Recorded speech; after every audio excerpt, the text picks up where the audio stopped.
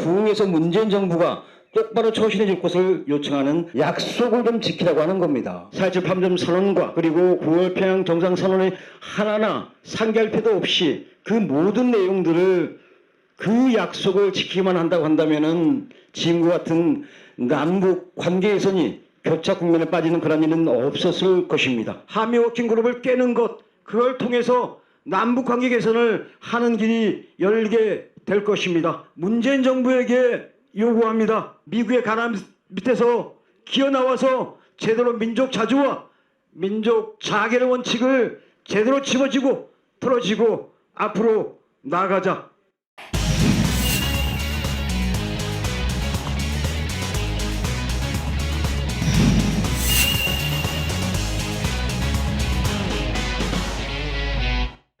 네, 안녕하세요. 8.15 민족자주대회 시민추진위원회에서 평화연방 시민회의 대표로서 활동하고 있는 한성이라고 합니다. 요즘 흘러가고 있는 정세를 보면은 참 실천한 사람으로서는 할 얘기가 굉장히 많습니다. 지금부터 제가 1시간 동안 얘기를, 아니 1시간이 아니죠. 10분 동안 얘기를 하려고 하는데요. 요약해서 제 생각을 말씀드리겠는데요. 제발 지금 흘러가고 있는 정세에 부흥에서 문재인 정부가 똑바로 처신해 줄 것을 요청하는 그러한 얘기를 상당히 조근조근 말씀드리도록 하겠습니다. 일단 가장 먼저 약속을 좀 지키라고 하는 겁니다. 자, 세계가 감동했고 우리 8천만 민족이 너무 좋아했던 4.27 판문점 선언에 가장 빛나는 자리에 올라서 있는 것이 바로 민족 자주입니다. 9월 평양 정상선언에서는 민족 자주와 민족 자결의 원칙이란 말이 가장 높은 자리에 적시되어 있습니다. 사실 이것이면 됩니다. 현재까지 남북관계가 완전히 막혀있는 것은 바로 문재인 대통령 각하께서 김정은 위원장과 함께 8천만 민족과 세계 앞에서 약속을 했던 바로 민족자주, 민족자결의 원칙을 지키지 않는 데로부터 비롯되었다는 생각을 합니다. 모든 원인은 바로 거기에 있다고 하는 것이죠.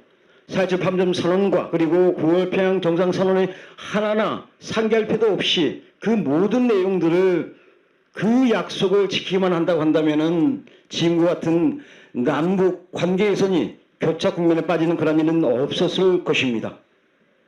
또 하나 부탁하고 싶은 것이 있습니다. 바로 현재 흘러가고 있는 정세를 제발이지 정확하게 봤으면 좋겠다는 생각이 듭니다.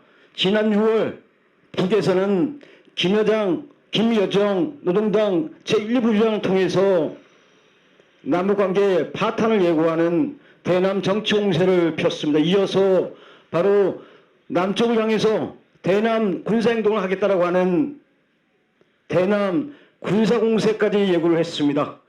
북에서는 잠시 텀을 주듯 대남 군사공세에 대해서는 잠시 보류하겠다라고 하는 그러한 얘기를 한 바가 있습니다. 이것은 바로 대남 정치공세에서 대남 군사공세로 이어지겠다고 하는 북의 의지를 보여주고 있습니다. 아시는 것처럼 정세 흐름에 따르면은 이러한 북의 대남 정치공세와 대남 군사공세에 대한 예고는 바로 다름 아니라 미국을 주요 타겟으로 하는 바로 대미 공세를 하겠다고 하는 것을 총체적으로 예고해주고 있는 것입니다. 바로 그런 것을 우리는 바로 그저께 7월 4일 날 최선희의 7.4 담화를 통해서 확인했습니다. 강력한 대미 정치 공세였습니다. 그날 썼던 북의 대미 정치 공세는 최선희의 7.4 담화로 끝나는 것이 아니라 바로 3년 전에 있었던 2017년 7월 4일 날 화성 14형 ICBM 발사를 7.4혁명이라고 명명하고 노동신문에 대해서 특별한 것을 또한 확인할 수 있습니다. 이러한 미국에 대한 대미 정치 공세가 바로 이후에 군사 공세를 예고한다고 하는 것은 정세 흐름이 또렷이 우리들에게 이야기해 주고 있습니다. 머지않아서 1차, 2차 대미 군사 공세가 이루어질 것이라고 하는 것 사실 새삼스럽지 않습니다. 작년에 북은 미국에 대한 군사 공세를 힘있게 진행한 바가 있습니다. 대표적으로 바로 ICBM 최첨단화 시험, 그리고 새로운 잠수함과 SLBM 발사와 바로 새로운 잠수함을 예고하는 그러한 행동이었습니다. 아울러서 북의 경제활동 일환으로 인공성 발사에 대한 것도 충분히 예고를 했습니다. 바로 이것이 이후에 미국이 북의 요구에 응하지 않는다고 한다면은 바로 이러한 1차 군사공세에 들어갈 것을 예고하는 것이라고 볼 수가 있습니다. 이러한 1차 군사공세는 2차 군사공세로까지 이어질 가능성이 굉장히 높습니다.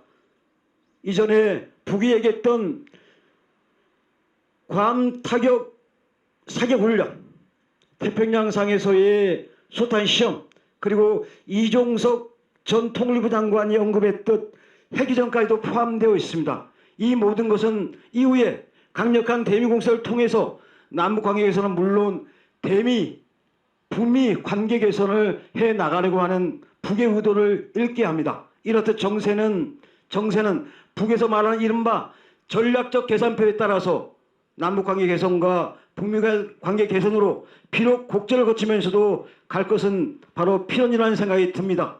이러한 정세를 제대로 문재인 정부가 본다고 한다면은 지금 미국에 묶여서 남북 관계 개선에 주저할 때는 아니라고 봅니다. 마지막으로 문재인 정부에게 요청하고 싶은 것은 제발 트럼프 가랑이 밑에서 박박 끼지 말고 이제 거기서 나오라고 하는 것입니다.